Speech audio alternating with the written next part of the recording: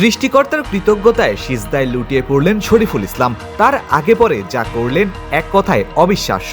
যেন আসলেন, দেখলেন আর হৃদয় জয় করে নিলেন। প্রথম দিনের ম্যাকাইয়ের পিচ যেন বদলে গেল পেসারদের মিরপুরে। 18 উইকেটের খেলায় সংখ্যা এখন 2 দিনে ম্যাচ শেষ হওয়ার। মাত্র 64 রানের স্বল্প পুঁজি নিয়ে বোলিং ইনিংস শুরু করে বাংলাদেশ। প্রথম থেকেই অজিদের চাপে রাখে পেসাররা। 41 রানে 3 উইকেট তুলে নেন শরীফুলরা। তবে স্মিথ গ্রিনের 77 রানের জুটিতে ম্যাচ কন্ডিশন বিবেচনায় ভালো অবস্থানে চলে যায় অস্ট্রেলিয়া। পিছিয়ে পড়তে থাকে বাংলাদেশ। তবে এই বিপদ বাড়তে দেননি শরীফুল ইসলাম। ইনজুরি থেকে ফিরে রীতিমতো আগুন ঝরালেন ম্যাকাইয়ের পিচে। ট্রাভিস হেডকে দিয়ে শুরু আর স্টার্ককে দিয়ে শেষ, মাঝে আরও 4 উইকেট। প্রথমবারের মতো সাদা পোশাকে শরীফুল তুলে নেন ফাইফার। শেষ পর্যন্ত ক্যামেরন গ্রিনের 50-তে 8 উইকেটে 165 রান নিয়ে দিন শেষ করে অস্ট্রেলিয়া। বাংলাদেশের সামনে লিড দাঁড়িয়েছে 101 রানের। বোলিং সহায়ক এই পিচে যেটা অনেকটাই বিশাল।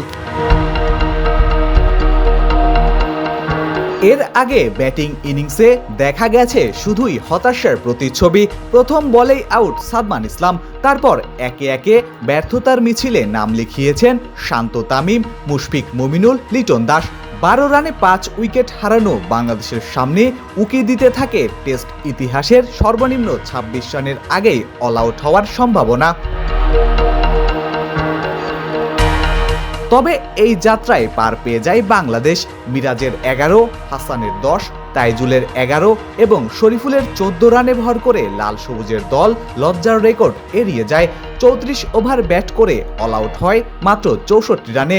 এটি বাংলাদেশের ইতিহাসে চতুর্থ সর্বনিম্ন রান।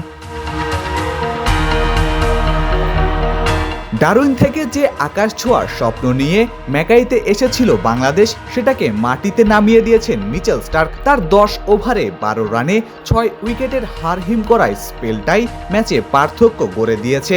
তবে 5 দিনের খেলায় এখনও বাকি আছে 4 দিন। অবিশ্বাস্য কিছু করে দেখিয়ে ভালো কিছুর আশা এখনও রাখছে টাইগার সমর্থকেরা। Ishtiaq Ahmed, daily cricket.